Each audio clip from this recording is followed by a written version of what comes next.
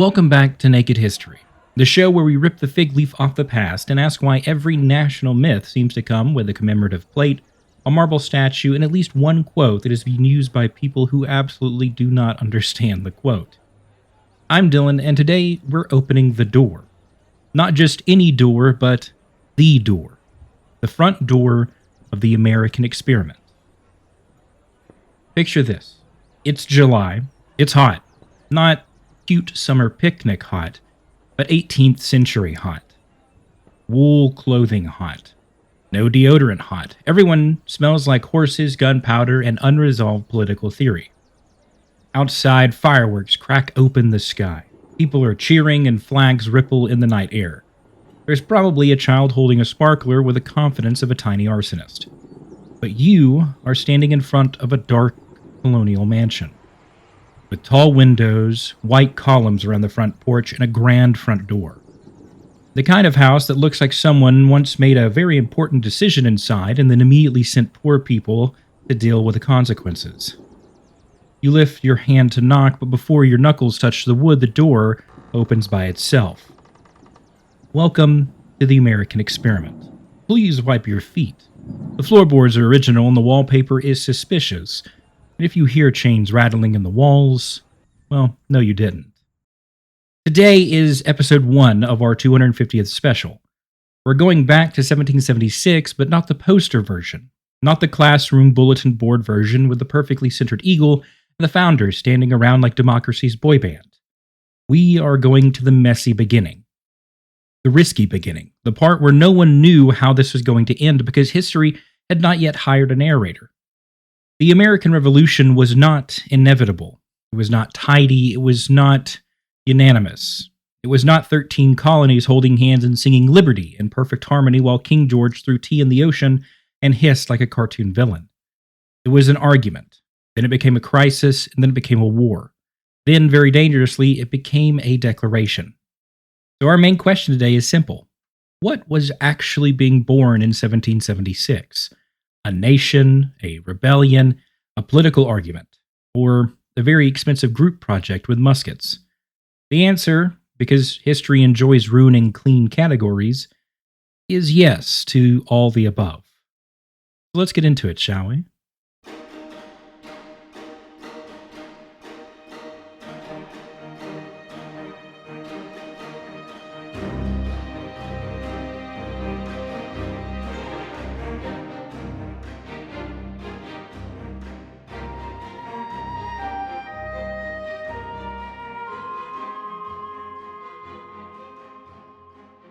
The first mistake that we often make with the American Revolution is treating it like destiny.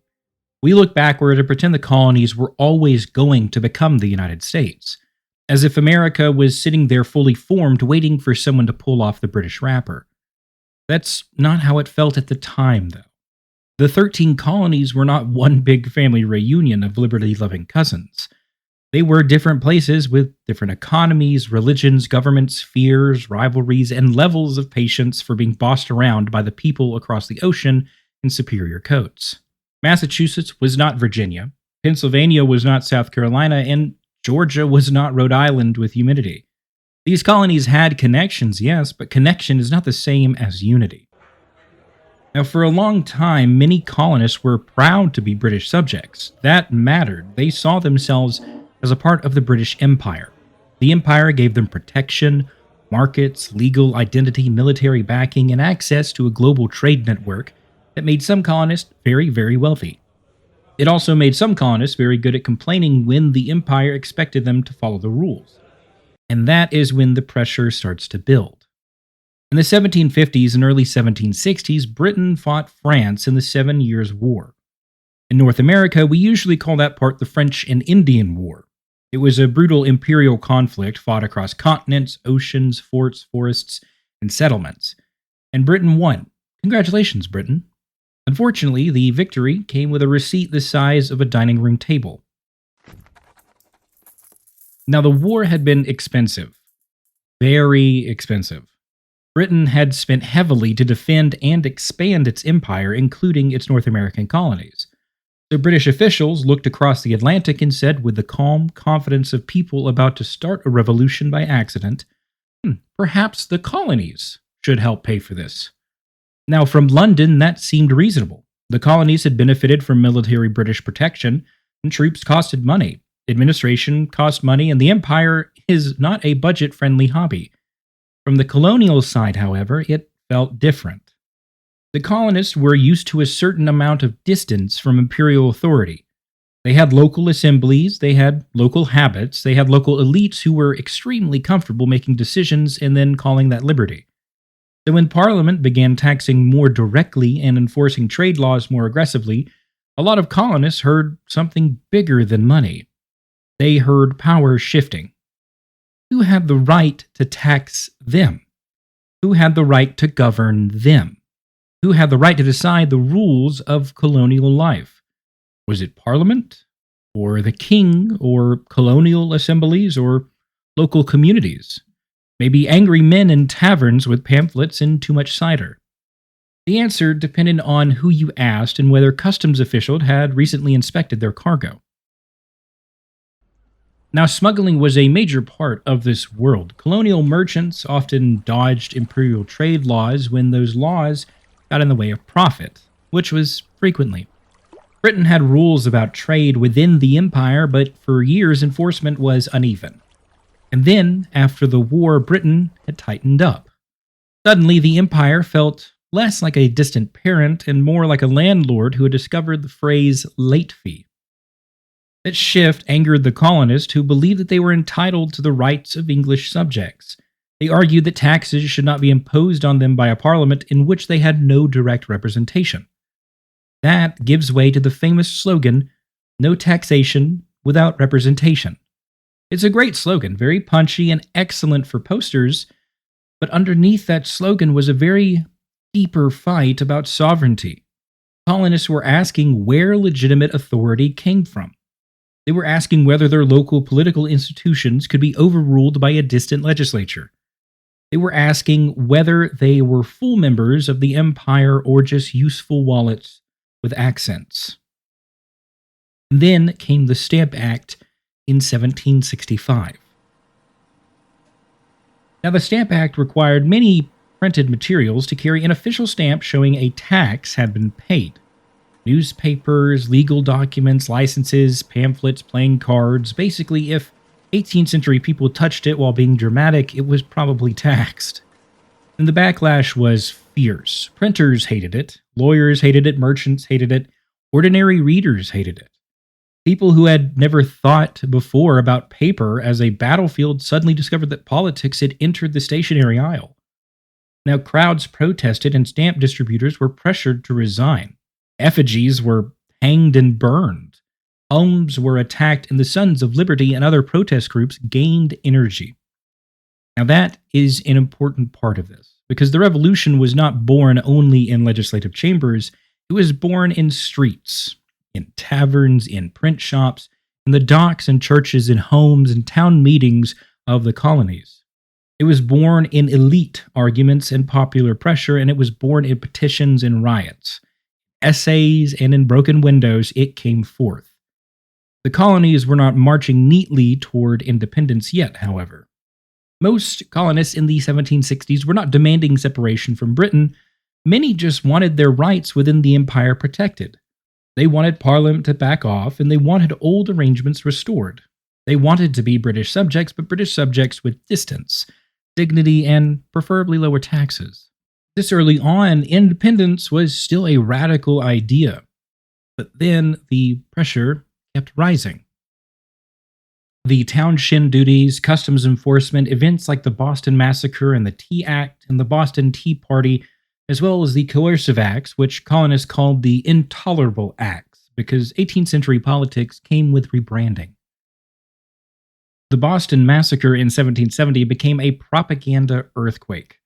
British soldiers firing into a crowd, killing 5 colonists, and the event was messy, tense, and contested, but in colonial print culture, it became a symbol of military oppression.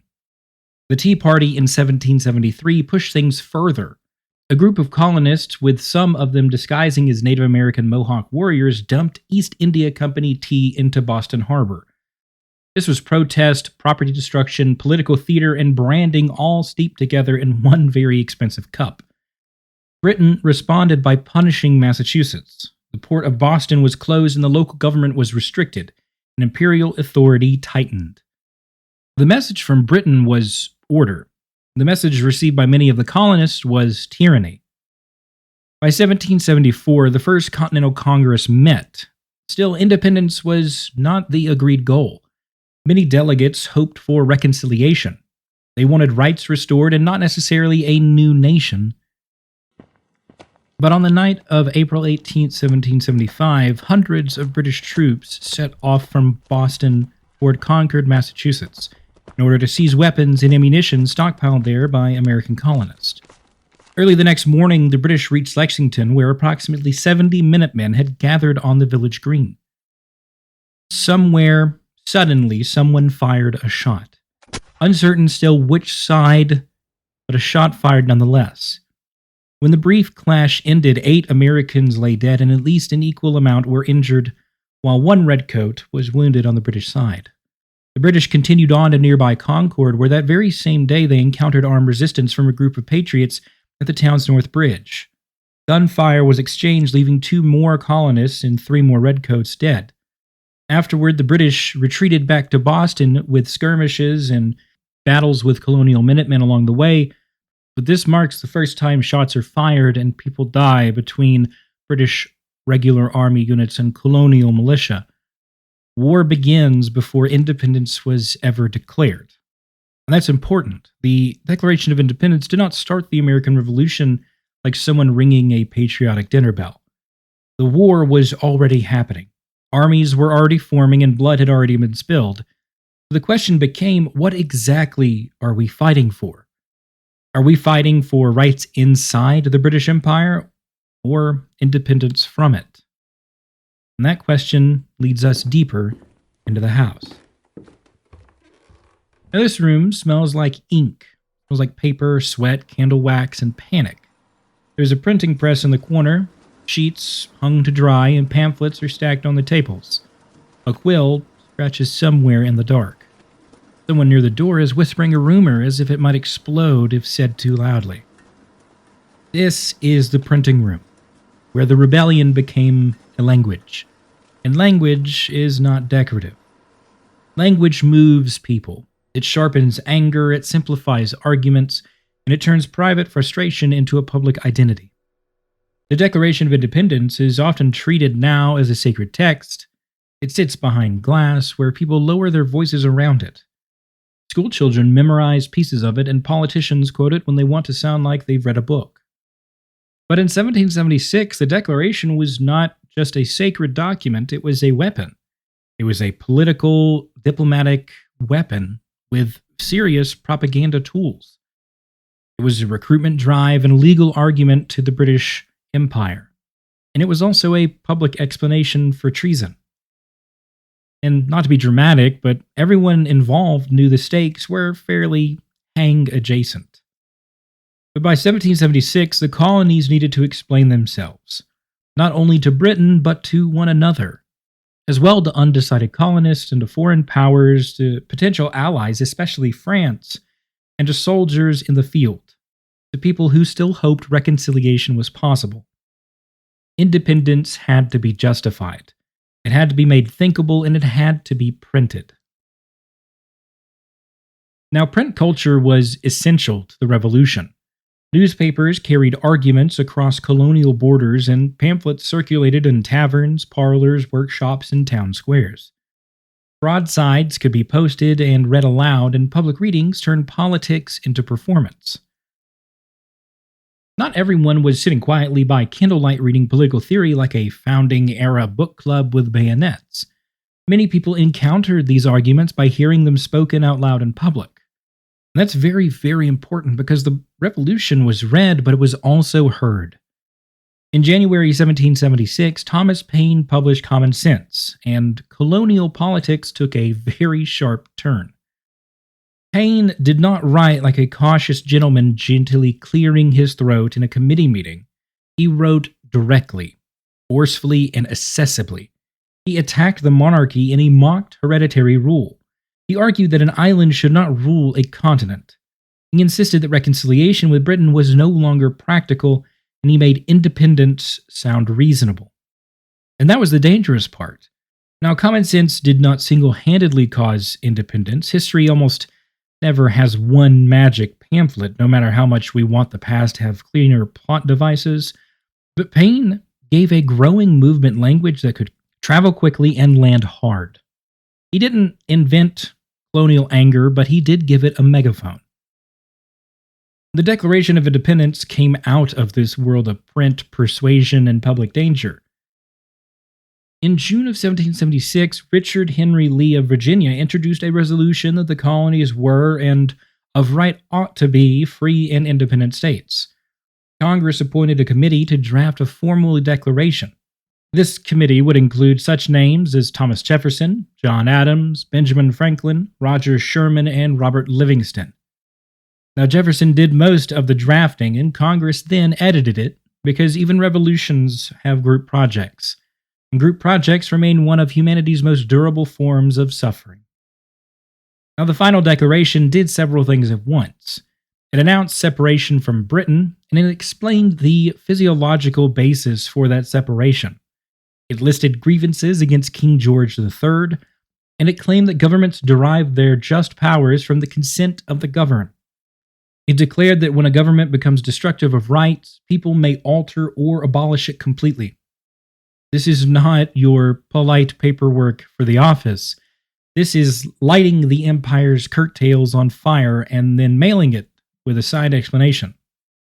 The Declaration transformed the conflict. Before independence, many colonists could still imagine themselves as defending British rights within the empire. After independence, the rebellion claimed to be the birth of separate states with equal standing among the powers of the earth. That was a massive leap. It turned resistance into sovereignty. And sovereignty is one of those words that sounds calm until armies show up to argue about it. Now, when the Declaration was read publicly, it became theatrical. People heard the break, they heard the king accused, and they heard the colonies declare free. And in some places, crowds celebrated. In New York, a statue of King George III was pulled down, and metal from that statue was later used for bullets. That's symbolism with a very aggressive recycling program. But the danger remained. Declaring independence did not make independence real. It just made the war sharper. It made compromise harder, and it made defeat potentially catastrophic. Now, the printing room is full of paper, but every sheet is a risk. Now we enter a darker room. There's a long table with chairs pushed back. Paper is across the surface and ink is drying. This is the Treason table. This is where the myth gets polished until it nearly blinds us. You know the image, the founders gathered in solemn unity, the future glowing above them and everyone dressed like liberty has a dress code. A historic room full of men who all seem to know that they are about to peer on currency. But the real story is more human. And because it's more human, it's more interesting. The men who supported independence were not marble statues. They were politicians. They were lawyers, planters, merchants, printers, doctors, intellectuals, landholders, slave owners, abolitionists, smugglers, debtors, egos, idealists, and men who could write beautifully about liberty while failing spectacularly to apply it at home. Some were brave and some were brilliant. Some were hypocrites. Some were all three before breakfast. Supporting independence was dangerous. This was treason against the British crown, and if the rebellion failed, its leaders could face execution, imprisonment, exile, or confiscation of property. Their families would suffer and their reputations would be destroyed. Their estates would also be seized. They were not signing a ceremonial birthday card. They were putting their names on a document that said, in effective, "Hey, dear Empire, we quit. Also, your king is the problem. Respectfully, come fight us." The risk was very real. But we also need to be careful with the mythology of risk. Many founders had a lot to lose because they already had a lot. Wealth, property, status, offices, and connections. Their courage did not erase their privilege, and their ideals do not erase their contradictions. Humanizing means holding both. It means seeing John Adams as brilliant, prickly, principled, vain, brave, and occasionally exhausting in a way that makes you grateful email didn't exist yet. It means seeing Benjamin Franklin as a genius of science, a diplomat of print, image making, wit, and personal branding. Franklin knew how symbols worked. He understood the theater of politics. He was one of the revolution's greatest international assets because he looked to French eyes like rustic wisdom had put on spectacles. It means seeing Thomas Jefferson as the writer of some of the most famous words about equality in human history, while also seeing him as a slave owner. Not separately, but together. And that is the problem, and that is the history. The Declaration's language was larger than many of the men who approved it. They wrote words that future generations would use against the limits of their world. Abolitionists would use them. Women's rights advocates would use them. Civil rights activists would use them. Workers would use them. People America ignored, exploited, excluded, and harmed would keep returning to the Declaration like a witness statement, saying, "We heard all. You said you. So explain yourself." Now, the signing itself had also been mythologized. The famous image of everyone gathering on July 4th to sign in one grand moment is not exactly how it happened. Congress approved the Declaration on July 4th, but the signing occurred over time. Some delegates weren't present at the time, and some signatures came later. The polished painting version gives us an emotional clarity, but history prefers paperwork with scheduling complications. Still, the symbolic weight is real. These men crossed a line and they argued themselves into a new political reality. They took a rebellion already underway and gave it a formal claim. And then they had to survive the consequences. That is where the marble version fails us. It makes the founding look serene, but the real founding was very, very anxious. Britain had the most powerful empire in the world. The Continental Army was fragile. The colonies were divided, and loyalists still existed in significant numbers. Enslaved people were watching for opportunities, with indigenous nations making their own calculations while foreign aid was uncertain. Nobody knew the ending. The uncertainty is essential. If we forget the uncertainty, we turn courage into destiny, and destiny is where history goes to die in a gift shop. Now the house gets colder. Not horror movie cold. Not a ghost just appeared in a powdered wig and asked for property taxes cold, but a different kind of cold. The kind of cold that enters when a beautiful sentence tells the truth and lies at the same time. We hold these truths to be self-evident, that all men are created equal. There it is, the word all. A small word, but with a massive haunting. That sentence is one of the most powerful in modern political history. It's inspired revolutions, reformed movements, abolitionists, suffragists, civil rights leaders, labor organizers, and ordinary people demanding dignity from governments that preferred obedience. It matters because it is beautiful. It's also incomplete from the moment that it appears. Because 1776, all did not mean all in politics, law, or practice. Women were largely excluded from political power. Enslaved people were treated as property in much of the new nation. Free black people faced discrimination and legal limits within the government. Indigenous nations were not treated as equal sovereign peoples whose homeland would be secure. And poor men without property often faced voting restrictions depending on where they lived.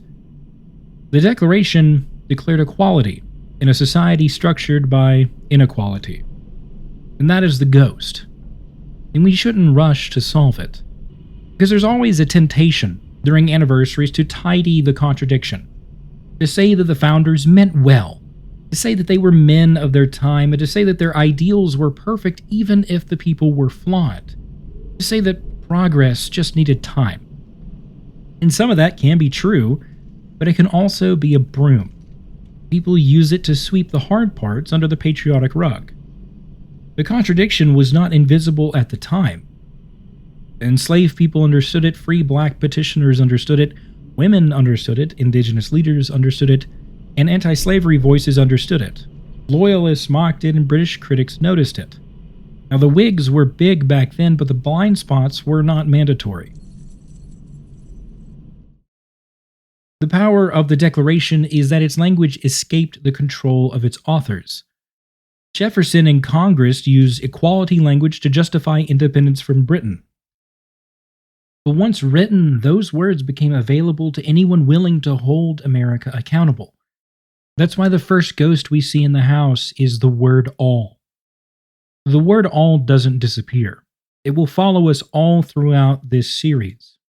It'll wait in locked rooms. It'll wait in our descent into the basement, and it'll stand on the porch with us. And every time the country celebrates itself, the ghost always asks the same question. Do you mean it? Not, did you decorate with it? Not, did you put it on a poster? Not, did you quote it before a fireworks show? Did you mean it when you said all? So here we are, standing in the front room of the American experiment. Behind us, the night is still full of fireworks. Outside, the birthday party continues, but inside, the house is awake.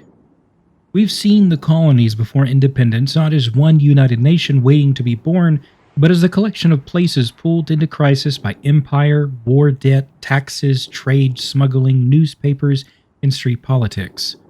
We've walked through the printing room where paper and ink turned rebellion into language, and we've stood at the treason table, where men took real risks and also carried real contradictions. And we've met the first ghost, the word all. The American beginning was not pure, and it wasn't fake either. That's the hard part. The revolution contained real courage, real imagination, and real ideas, but it also contained real exclusions, real hypocrisy, and real harm. A country can be born from ideals and contradictions at the same time. This one most definitely was. Now, as we turn away from the front room, ahead is a hallway lined with portraits. From a distance, they look patriotic.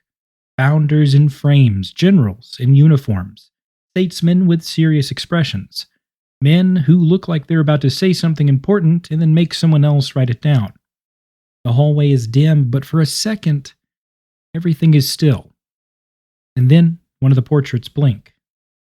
The next time, we will step into the parlor, where the revolution gets cleaned up, framed, and taught to children as if nobody spilled anything on the carpet.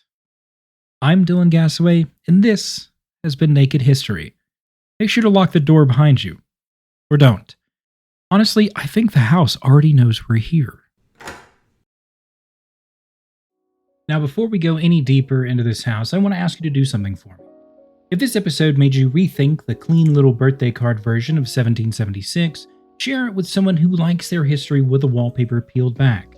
Send it to the friend who loves the revolution, the friend who argues at cookouts, or the friend who says, actually, a little too confidently.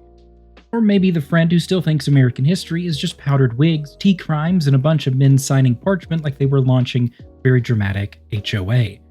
Because this special is not about ruining the 4th of July, it's about making the celebration big enough to hold the truth. That means the courage and the contradictions, the ideals and the exclusions, the fireworks and the floorboards, the beautiful sentences and the ghosts they left behind.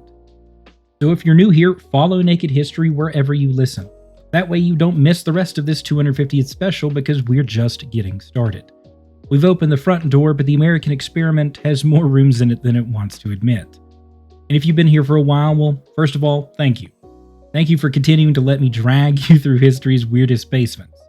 Second, leave a review, drop a rating, comment, message me, or just tell me what part of the founding story you were taught and what part you only learned later when the textbook politely left the room. I want to know what your school version of 1776 looked like. Was it all founders and fireworks, or noble speeches and clean endings? And did anyone mention the people standing outside the promise? Because next time, that's exactly where we're going. So in episode 2, we'll leave the front room and walk towards the locked doors. See what's behind them? Well, you have to wait till episode 2. And as always, I've been Dylan, and this has been Naked History. Thank you so much, and we'll see you in the next one. Have a good one.